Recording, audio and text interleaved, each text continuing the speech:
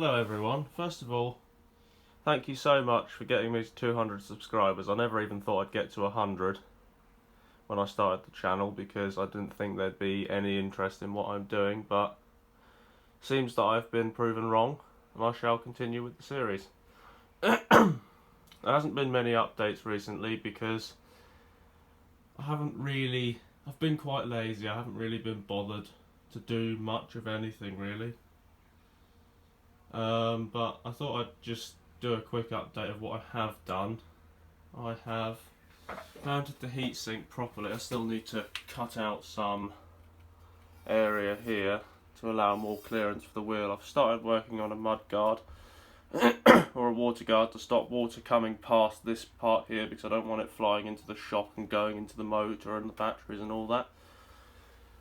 I have welded on two mounting tabs on the back here for the heatsink. But on the front, it's currently not held on by anything because the controller actually acts as the front mount. It bolts on here and wedges in between there and keeps the heatsink up. This is a good enough mount because the controller has a 12mm or something. It's either 8 or 12mm aluminium plate on the bottom of it, so that's very strong. I don't think that needs to have any extra mounts on there. Batteries. I've made these two mock-up battery boxes here out of cardboard, and if you look, they actually only just fit with enough clearance to the front wheel. There's about, I'm not sure what the requirement is in the MVSA or MSVA, whatever it's called, for front wheel clearance to the frame or parts of the bike. I've studied the manual. I don't think there's actually anything in there, so I don't know what the requirements are, but I'm going to try and get as much clearance as possible. I've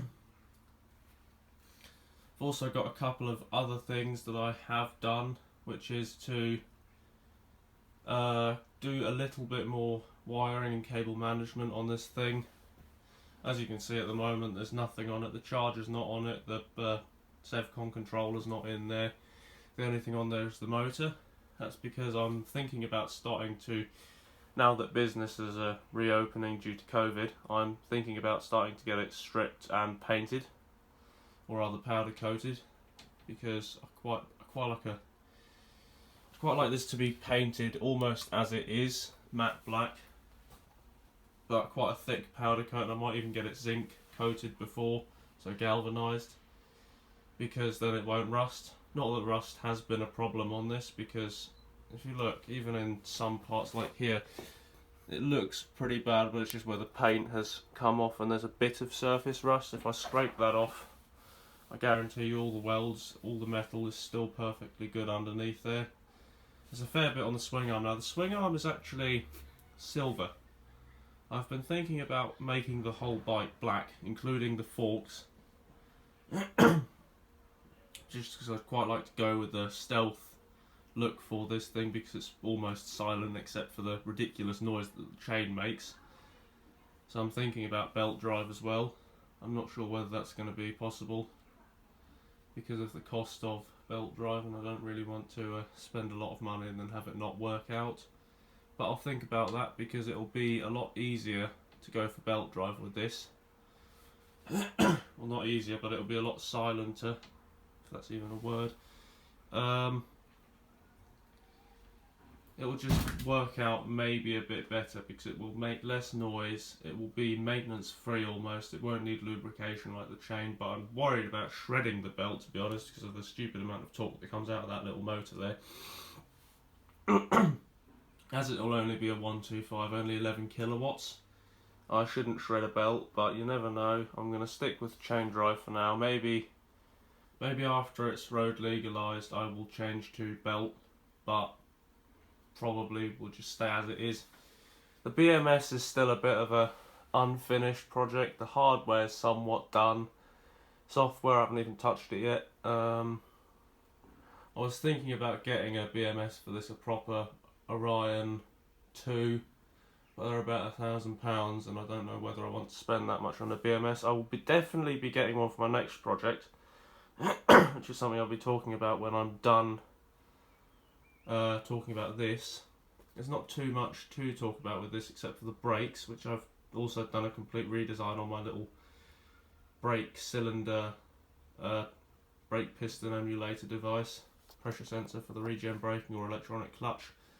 I'm thinking I'm not going to do regen braking on that lever, or I might have a switch to select it because I quite like an electronic clutch. But yes, that's about all there is to talk about with this. Getting on to the next project, I'm going to be probably building an electric dune buggy, also road legal. I've got a few things for it. Decided it's going to be completely water cooled, so I've got this rather lovely braided stainless hose. And I did a very bad job of putting the ends onto it. And also in the process of machining a water cooling plate for the controller. Again, I've already got the controller because I got a really good deal off eBay. I got it for about 150, 140 quid. It's a Sevcon Gen 4 again, but a size 6 this time, so it's a bit bigger. And it does, I think it's 550 or 600 amps peak. So that should be quite interesting. I'm going to go for a more energy motor again, basically the same as this, but the water cooled version. So that's the ME1616, I do believe, and that is quite good. I'm not sure what I'm going to be doing for batteries. I'm thinking I'm going to stick with the Nissan Leaf cells. I'm going to get some more of them. I'm going to get 12 this time, so that will give me around about 20 to 24 kilowatt hours, which should be, it's almost in fact the size of one of the older Gen 1 Nissan Leaf batteries. I'm probably going to be doing them in parallel because of active voltage that Gen 4 controller I've got can handle is it's a 70 to 80 volt controller, so it's, I think it's 120 volts max input. So I'll probably be going with the same setup on this as on this rather. 100.8 volts, so 24S. But I'll be putting some in parallel, so I have 6 modules in series and 6 in parallel with that, so I have 12 modules in total, which give me a ridiculously stupid 222, maybe even 224 amp hours at 100.8 volts, so that is about 20-ish kilowatt hours, so that's quite good really.